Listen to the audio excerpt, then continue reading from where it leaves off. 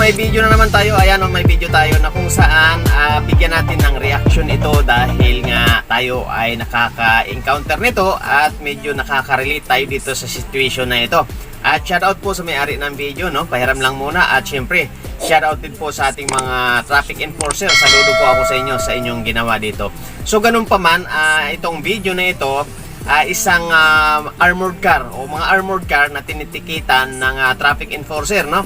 At ayaw magpatikit ng driver ng armored car. So syempre panoorin muna natin yung video at mamaya abangan ninyo yung comment ko dito sa situation na ito dahil experience natin ito at relate ako dito. Okay, so ito na yung video, panoorin muna natin bago tayo magkomento, or sabi nga nila bago ka magsalita alamin mo muna. So ito yung video.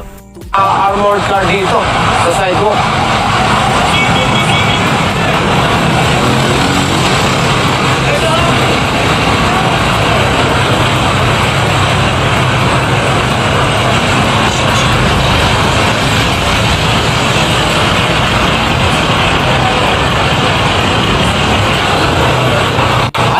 Ayaw magpatikit. Ayaw magpatikit dito. Ayaw buksan. Yun, plaka na lang titikitan nito.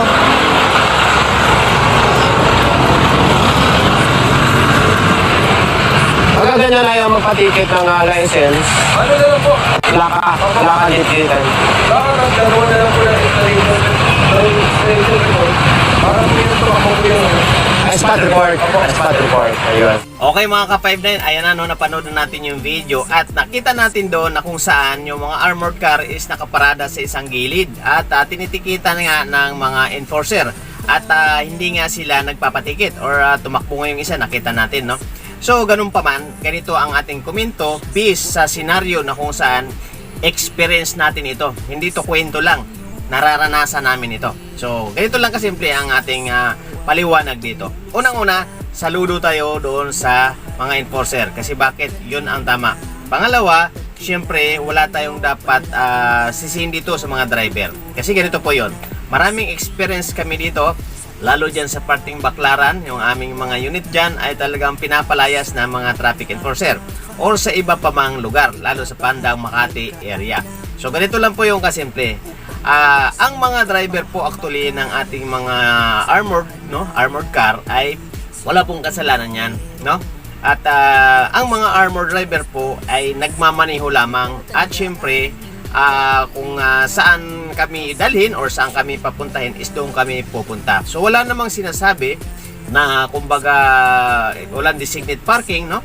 At actually ang situation talaga dito hindi kasalanan ng driver, no? Hindi ko naman sinisisi yung mga bangko na walang parking, pero dapat between sa bangko at sa company dapat sila ang nagkakaroon ng agreement dyan na kung saan ang mga armored vehicle is meron dapat talagang designated parking, no? Kung hindi pa man nakaalis doon sa pwesto or doon sa kung saan man sila nakabase is dapat meron mga designated parking, or pag uwi galing sa biyahe is meron din dapat designated parking na talagang kumbaga hindi bawal, no? At hindi nakahambalang or hindi nakakaabala sa ibang motorista. So dito sa situation kasi kung bakit yung ibang mga armored is nandyan lang sa mga gilid-gilid kasi nga walang naka-designate parking. So ito ang situation, ito ang senaryo.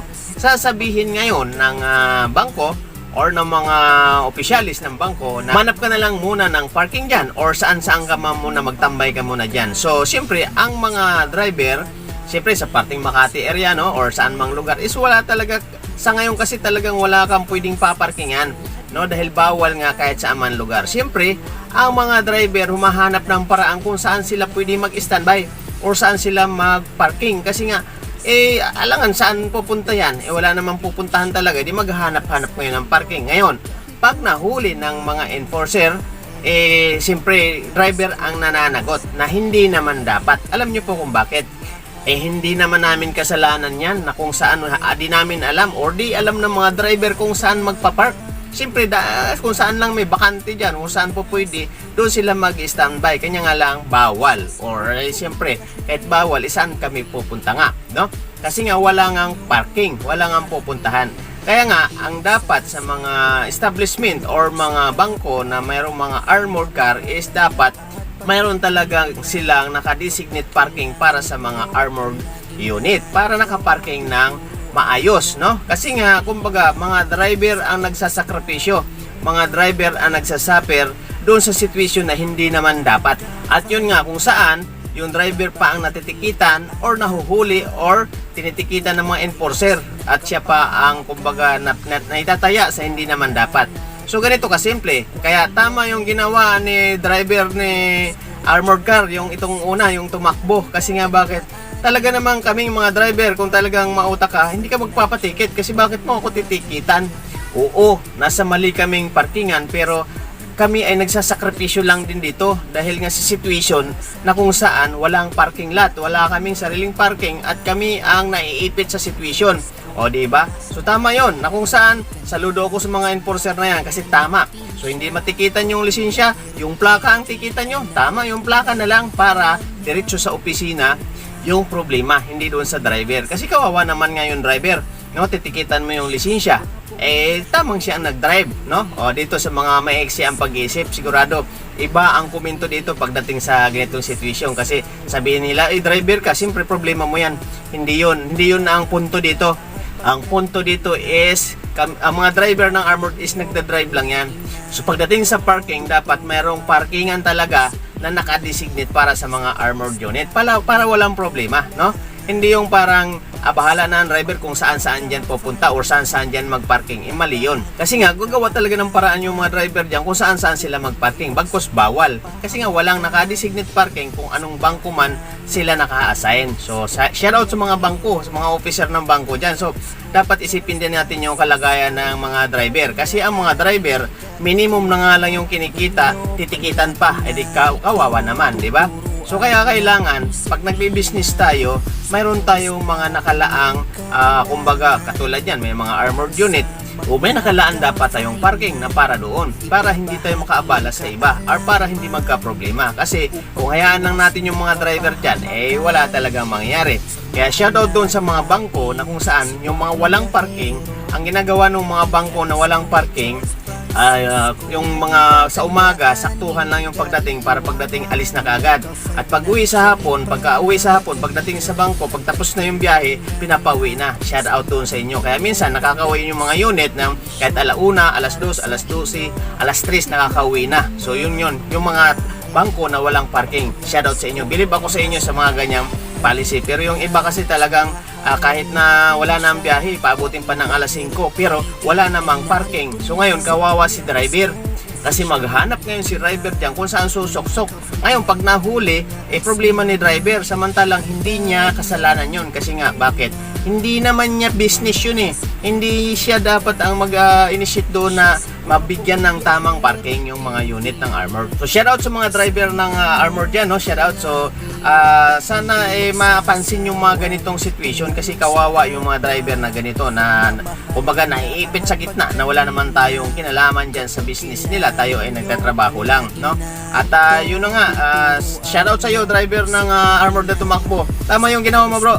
So, patikitan mo yung plate number na lang para sigurado na talagang doon mapupunta, no, ang problema sa kumpanya, hindi sa iyo, hindi sa atin. Kasi tayo na nga lang nagsasakripisyo para sa company, no? Tayo pa yung titikitan. Tamang tayo ang driver, tayo ang titikitan, pero tayo magsasakripisyo. Patitikitan natin yung lisensya natin, pangalan natin nakataya dyan, o tayo ang nagparking dyan, pero saan nga tayo pupunta? Wala nga tayong sariling parking. About parking po ito, ha, mga armored crew. So maraming salamat po sa inyo sa mga nagpanood sa video na ito at naway pakishare ng video na ito para manalo kayo ng 10 tig-100 at 2 tig-500 at 1,000 na kung saan grand prize natin. Larapulin natin ang mga video na ito na mga nag-share sa video ko ngayong February, no? Wala mo ng date tayo kasi nga baka katapusan ng February, depende sa mga upload natin. Kaya dapat araw-araw tayo may upload para makapag-raffle tayo ngayong February na ito. So ayan po. So sana naman tingnan nila ang situation sa ating mga driver ng armored car. Dito lang po yan sa ating channel, no? Kuya Isko Official at yung ating channel Guwapong Biyahero TV at yung ating Facebook account na kung saan Tayo po ay 22,000 followers na, Charles Francisco. Yan, thank you very much po sa mga nagsishare at mga nagsusubscribe sa ating channel. At maraming salamat din po sa inyo sa mga nakasubaybay sa ating mga upload video dito, no, sa ating mga ginagawang content dito tungkol sa ating mga Ka-59 or sa mga security. So mabuhay po ang lahat at shoutout nga po sa ating mga armored tropa dyan sa kung saan man dito sa sulok sa ating bansa. So mabuhay po ang lahat at mabuhay po ang Pilipinas. Si gwapong biyahero, Kuya Isko, Charles Francisco, laging tatandaan